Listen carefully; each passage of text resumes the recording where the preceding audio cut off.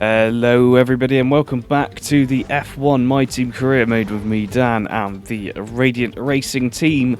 It is of course Season 3, the final season on F1 2021, and we move on into Round 2. We're of course back in Imola. This time China is back off of the calendar, considering that we didn't have that great of a performance there last year, and we want to add Australia back near the end of the season, so that will be making an appearance for the penultimate race on this game and for this season. So don't forget to stick around for that. And on that subject, don't forget to like this video, hit that subscribe button, and turn on that notification bell so you know when all of these videos are uploaded, and of course when F1 22 gets to make its appearance on the channel. Comment down below as well, are you looking forward to F1 22? Anyway, moving on to the starting grid, we actually start off on pole position today alongside Max Verstappen, our potential championship rival. Then behind us we have Sergio Perez and Lewis Hamilton, followed by Valtteri Bottas, our previous championship rival, and Pierre Gasly. Then we have Charles Leclerc, and then alongside our teammate Sean Galale, who's outperforming so far. Then Carlos Sainz and Daniel Ricciardo round out the top 10. Behind there we have Yuki Tsunoda and Fernando Alonso, his new friend from AlphaTauri. Then we have Esteban Ocon in the other Alpine alongside Lance Stroll, the lead Aston Martin driver. Then we have his teammate Jack Aitken, still a rookie in F1, in P15 alongside Mick Schumacher. Then we have George Russell in the Williams alongside fellow Brit Lando Norris with several penalties. Antonio Giovinazzi and Nicholas Latifi line up on the penultimate row, which means finally it's Christian Lundgaard and Nikita Mazepin. Well, here we are back in Imola, historic circuit, famous circuit. What can we do here? I don't believe we've won here yet. We did, of course, match the season opener win last time out in Bahrain as we go into turn 1 now. Side by side with Verstappen, he's already got the jump on us now. Sergio Perez also having a good run up behind. As I've completely missed what happened there. I think Max Verstappen mounted the curb, trying to go past us there. So we're going to go into a hot pursuit of that Red Bull, who proved to be a troublemaker throughout the end of Season 2 and the beginning of Season 3. And, looking down the order, whilst things settle down, Pierre Gasly still in a very strong position as we come under attack from Valtteri Bottas now. We've also got our teammate Sean Galale, who remains in the top 10. Somehow, despite being probably one of the most worst drivers of all time, is still scoring points, or at least in a point-scoring position after just 2 races, which is good to see. As we come down towards the penultimate 2 corners, the penultimate corner, followed by the last corner, pretty much just the Lesmo 1 and 2 from Monza, just backwards. And we come across the line onto lap 2, we're just over half a second down on Max Verstappen. You saw we've run out of battery there, trying to catch up to him. This was our race start. We bogged down a little bit off the line, and that Max Verstappen takes complete advantage of that. There is his front wing, and he's just slowly going past us. We try and hold the inside, but he just swings it around there. And I'm not quite sure whose lockup it was. It might have been ours. I wasn't really watching to see where that came from. But look at Verstappen's start. It's super aggressive over the green stuff on the inside. It swings across at us in a violent manner, worthy of a crime. And then just swings it around the outside there and is quite happy to take the position away from us. But here we go, rejoin on lap 2. It did not take us very long to catch up to Mr. Verstappen. Of course, we are running the best car of the grid. Actually, starting from next episode, you'll actually see some more of the behind the scenes. Basically, going back to the roots of how the channel began, of lots of stuff going on within the menus rather than just all of the action on track from start to finish, which will hopefully keep a few more people engaged when watching the videos, because I don't think people are that interested in watching me rant for 20 minutes about what's going on circuit. So maybe a few of you will stick around for that. Don't forget to like and subscribe to know when that comes out. P.S. It's tomorrow at 4 PM like it always is. Anyway, we're going to have a look around the outside of Verstappen. I'll switch to the inside of Verstappen now as we come down towards turn 1 and 2. Verstappen still with the same move around the outside, but this time we get a much better drive off of the exit. We challenge Verstappen, but he does manage to get ahead of us once again, and this is playing into the hands of Sergio Perez, the man that last time out, actually mugged off his teammate by overtaking him on the final lap, whilst he was trying to overtake us. Anyway, this was the onboard from our perspective.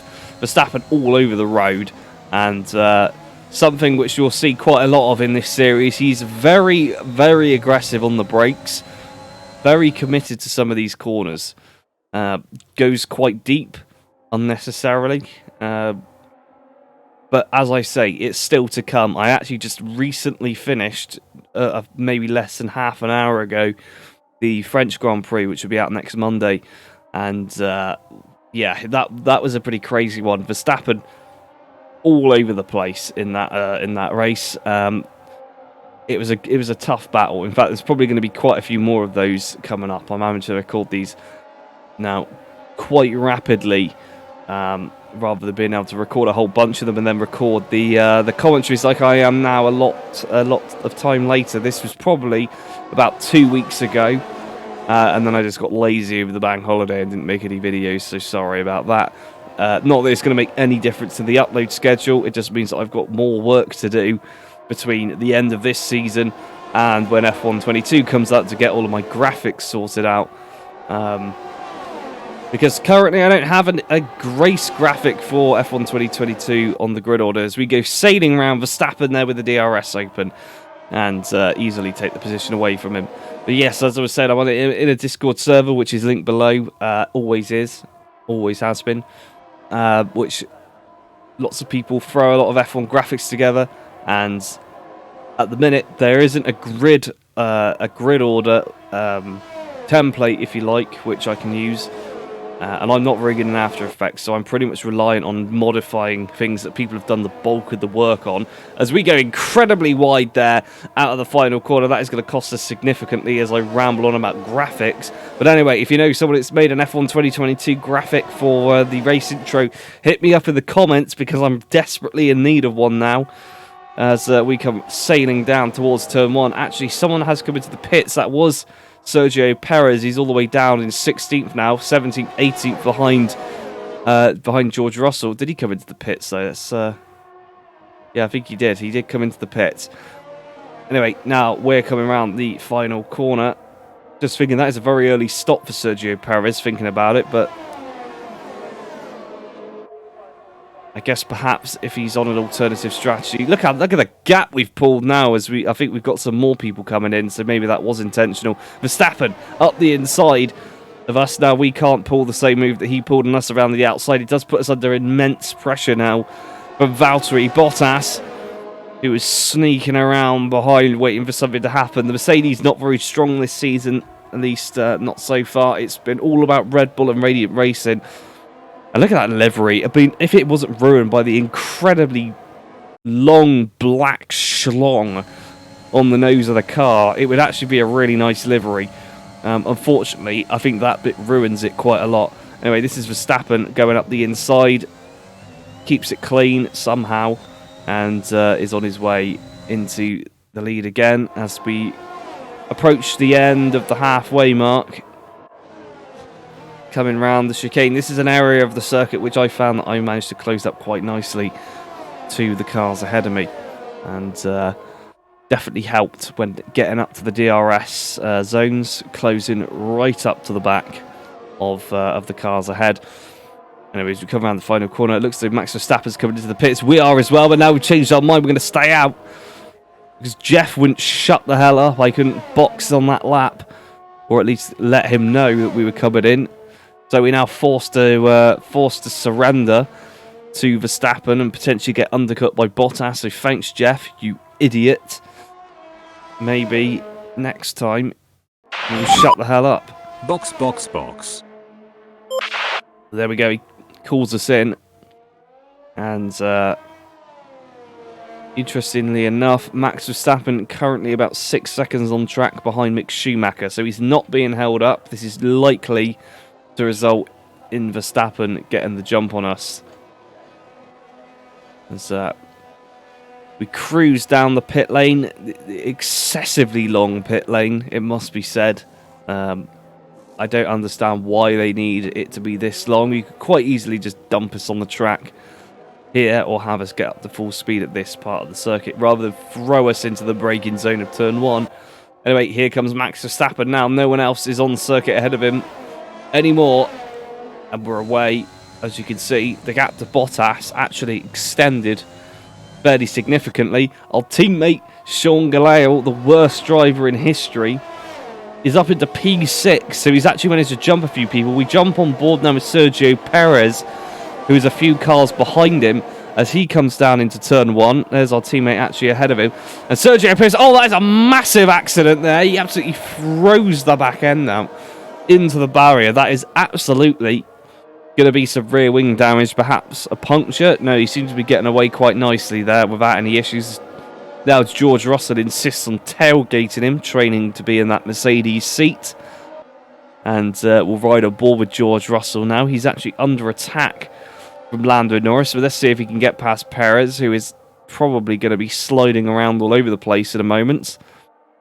And as they go cutting through the tree line, Lando closing up to the back of him. Oh, and George Russell is actually going to retire, so that was pointless. Oh, and Antonio Giovinazzi smashes into the back of George Russell. That is the second DNF for Alfa Romeo in 2 races. This is the on-board. You'd have thought that this was the kind of stunt Mick Schumacher would pull, just blindly crashing into the back of another car. There is Mick Schumacher going past as well in the other Alfa. And we have the safety car coming out. Of course, everyone has completed their pit stops by now, so it doesn't really matter too much. And we actually had to slow to almost a complete stop just to get the delta working there. So that means we've lost now George Russell and Antonio Giovinazzi from the race. And we'll rejoin on the end of lap 12. Giving us 4 more laps to go under racing conditions. There's the safety car running away into the pit lane. And we'll be getting underway. There's our teammate Sean Galale. He's actually sat behind Charles Leclerc in a Ferrari sandwich as we get away at the restart. We go incredibly aggressive now alongside Max Verstappen, go down towards turn 1. The Red Bull somehow really fast in a straight line compared to us, and he might get the jump on us now as we go round the outside into turn 1.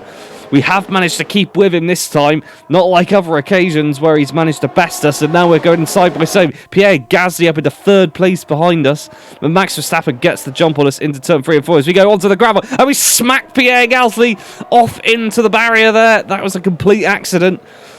He might be okay, he could be dead, and Sean Galale, incredibly, illegally overtaken Ferraris left, right and centre under yellow flags as we go wide around the outside of Valtteri Bottas. We retake 2nd place. Sean Galale up to 4th.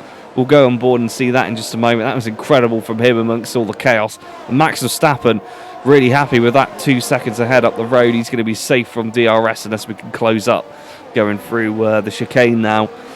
We've got a couple of laps before we'll get DRS again, but let's go on board with that move. So we'll rejoin at the actual restart. Verstappen initially gets away quite well, but into the slipstream we go with the overtake on, and we do manage to pull alongside him. He's weaving all over the place like a madman as we come down towards turn 1. Onto the brakes, we outbrake him, but he just will not give up and sticks with us around the outside, then up the inside as we go down towards the next chicane. And he is actually ahead of it. It just swings across wildly, puts us offline, and that puts us into the gravel. And as we try to correct, we rejoin the circuit unsafely, not intentionally, and completely crash into Pierre Gasly, followed by this side-by-side battle up the hill with Valtteri Bottas, who appears to be much more sensible and backs out of the move a lot earlier into the corner. But this is our teammate Sean Galale, as he's looking to go around Charles Leclerc, who seems to be on the hard tyre for some reason, and taking advantage of the chaos. I'm pretty sure at that point did get ahead of the... Yes, he is right now ahead of the Ferrari under a yellow flag, but that might be why he lets him past. As they go up the hill, he was watching our battle with Bottas. The Ferrari locks up and he gets up the inside there, but that is good from Sean Galale. KFC will be proud. And this was the move, as of Pierre Gasly's perspective. He actually had a really good run out of the chicane, and as we just slide onto the circuit out of control, he just becomes an unfortunate victim of our accident. Anyway, as we watch, take that corner mightily there within the white lines. That is a really nice camera angle and a really nice corner to watch as well as we come down the hill. Just over a lap to go. Interestingly enough, we seem to have a bit of everybody in the top 10 at the moment. Only Radiant Racing having both cars, and Alpine having both cars in the top 10 currently, which is interesting to say the least. As we try to get the inside of Max Verstappen there, and unfortunately he has managed to cut us off going up the inside. We have a massive slide coming out of turn 3. We're sliding around all over the place down the tyre wear. Still a big issue on this car, so by the end of these races we are completely screwed up, as we're just sat about half a second now behind the Red Bull. We're going to do everything that we can to close up the gap. Sean Galil actually within half a second of Bottas might pull a cheeky move and join us on the podium. That'll be the first time we've got a double podium for the team. Still no double podium, and still no 1-2 for us. But maybe this season we're looking pretty good. Sean Galil now finishing in the top 10, not top 5, just the top 10. 2 races in a row. It does bode well, especially when you've got a chaotic race like this, that he might be able to make the most of the situation. But as for us, we go incredibly wide there twice, try to use up the rest of the battery, and unfortunately Max Verstappen gets the best of us on this occasion. That is now, 1 win to him, 1 win to us, except he's picked up a DNF because he was DNF'd for literally no reason at the end of the last race. So he's going to be on the back foot, trying to catch us for the foreseeable future at least. And I can't help but feel, every time I see the car, every time I see our new livery from the front, it just looks hideous. But as soon as you turn it to the side with the green gloss, the purple gloss and the black, it does look very nice. I just can't get over the fact that it looks so bad from the front. Anyway, there we go, Max Verstappen with his podium, and we'll get involved in a little champagne fight, something that we should have done last race had it not been for that random DNF. But anyway, let's get on with the final results. And here are the final results. Of course, we know our podium already, and we picked up the fastest lap bonus point. But we were followed by Sean Galil, Carlos Sainz, Daniel Ricciardo, Esteban Ocon, Yuki Tsunoda, Lance Stroll, and Fernando Alonso. So all that means that over in the Drivers' Championship, we retain our lead in P1 ahead of our former rival Valtteri Bottas, 15 points behind, followed by Max Verstappen in 3rd, and now Sean Galil moves up into 4th. Then we have Sergio Perez, Daniel Ricciardo, and Pierre Gasly all losing out. Then Carlos Sainz, Yuki Tsunoda, and Lando Norris rounding out the top 10. Further down the order, Lando is joined in 10th by Esteban Ocon. Then we have Lance Stroll, Fernando Alonso and Charles Leclerc share 1 point apiece and are the final point scorers. And then we have Lewis Hamilton all the way down in 15th, Jack Aitken, George Russell, Mick Schumacher, Christian Lundgaard, Nicholas Latifi, Antonio Giovinazzi and Nikita Mazepin. And all this means that over in the Constructors, we maintain our lead on 65 points over our rivals Red Bull. Mercedes move up to 3rd ahead of McLaren, who are sitting 4th. Then we have AlphaTauri quite largely ahead of Ferrari in 6th. Then Alpine and Aston Martin, followed by Williams, Alfa Romeo and Haas. That's all. I'll catch you in the next one.